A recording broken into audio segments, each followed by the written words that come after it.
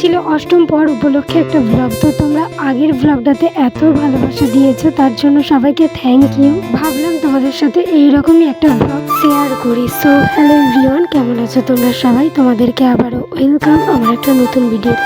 তোমাদেরকে আমি দেখিয়েছি যে চৈত্র মাসের ব্লগটা কেমন ছিল। এখন আমি শেয়ার করছি কার্তিক মাসের ব্লগ। যেহেতু আমাদের বছরে দুইবার হরিনামল, একটা হচ্ছে কার্তিক মাস আর একটা হচ্ছে চৈত্র মাস। যেহেতু আগের ভিডিওটাতে আমি পুরো ডিটেলসে সব কিছু দেখাতে পারিনি, তো এই ভিডিওটাতে দেখাচ্ছি যে আমরা কী কী কাজ করে থাকি। প্রথমত ওইখানে যেহেতু মহাপ্রভু প্রসাদ হবে, তাই এর থেকে ধান আলাদা করা, মালসা ধোয়া, তারপর হচ্ছে বিভিন্ন মশলা যেগুলো থেকে থাকে, এলাচ, লবঙ্গ, দারচিনি, সেই সব কিছু বাটা হয়।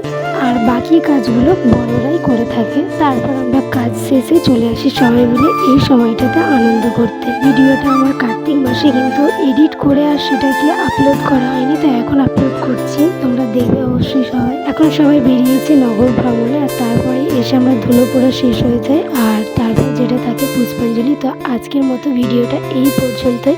সবার কেমন লাগলো জানিয়ে, ভালো থেকে সবাই। দেখা হচ্ছে পরের একটা ভিডিওতে। হ্যাঁ, আমি বলেছিলাম যে আগের ভিডিওতে যারা যারা হচ্ছে কমেন্ট করবে তাদের নাম আমি নেব। তো আমারই সব চেনা পরিচিত, প্রিয়াঙ্কা মণ্ডল, শান্তনু মণ্ডল, পূজা বেরা, স্বরূপ মান্না। তো সবাইকে থ্যাংক ইউ।